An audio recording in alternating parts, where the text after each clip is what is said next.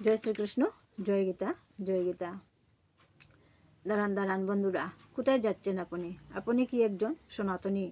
না আপনি নামে কি সনাতনী, না আপনার বংশগত সনাতনী?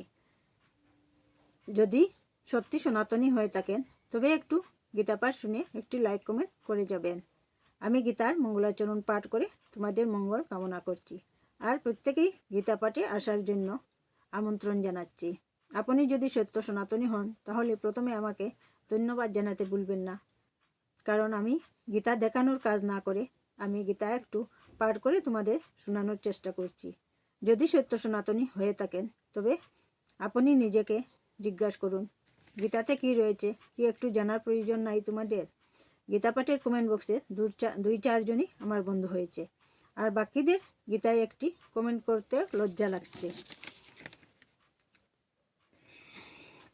আপনারা কি অনেক ধনী, কি আপনারা অনেক সুখী?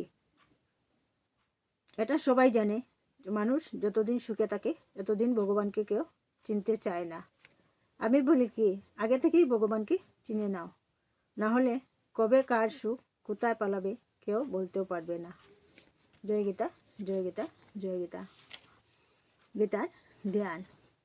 ওম পার্থায় প্রতিবোধিতং ভগবতা নারায়ণেন স্বয়ং ব্যাসেন গ্রথিতং পুরাণমুনিনা মধ্য মহাভারতম অদ্বৈতমৃতবাসিনীং ভগবতী অষ্টাদশোধ্যায়িনীং অম্বতাম্বনুসন্দধামি ভগবতে গীতে ভগবদ্দেশি নমস্তে ব্যাসি বিশালযুদ্ধে পুল্লরাবৃন্দায়ত পত্র নেত্র যেন তয়া ভারততুল্যপূর্ণ প্রজ্বলিত জ্ঞানময় প্রদীপ প্রপন্ন পারিজাতায় তত্ত্ববেত্রকপানয়ে জ্ঞানমুদ্রায় কৃষ্ণায় গীতামৃতদ্রুহে নমঃ সর্বোপনিষদ গোপদুগ্ধগোপালনঃ পার্থবৎস সুধিভুক্তা দুগ্ধমৃতমিতং মহৎ বসুদেবসুতং দেবং কংসচানুরনর্ধনম দৈবকী পরমানন্দং কৃষ্ণং বন্দে জগদ্গুরুম ভীষ্মজুনচটা জয়দ্রথজলা গান্ধার নীলোৎপলা শৈলগ্রহবতী কৃপেন বহিন কর্ণেন বেলাকুলা অষ্টতমা বিকীর্ণ গৌর মকরা দুর্যোধনবর্তিনী সৌতীর্ণ কুল পাণ্ডবের নদী কর্তব্য কৈকাশবে পরাশর্যবচ সরোজমমলং গীতার্থগন্ধস্কণ্ঠাৎ নানা একান কেশরং হরিকথ সমুদনবুদিতম লোকে সজ্জন শটপৈদে রহরহ পেপীয়মানং মুদা ভয়াদ ভারত পঙ্কজং কলিমল প্রদংশীনশ্চে মুকুং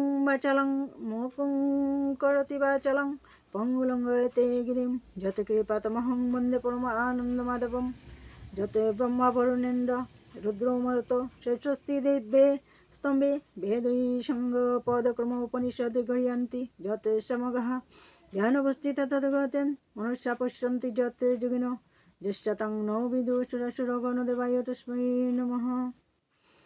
বঙ্গানুবাদ। হে জননী ভগবতী গীতা, আপনি স্বয়ং ভগবান শ্রীকৃষ্ণ কর্তৃক অর্জুনকে কথিত প্রাচীন মহর্ষি ব্যাসদেব কর্তৃক মহাভারতের মধ্যে ভীষ্ম পর্ব 25 হইতে 42 পর্যন্ত 18 অধ্যায়ে কথিত অষ্টাদশ অধ্যায়ের রূপিণী অদ্বৈত তত্ত্বরূপ অমৃতবাসিনী ও সংসার নাশিনী ভগবতী আমি আপনার ধ্যান করি।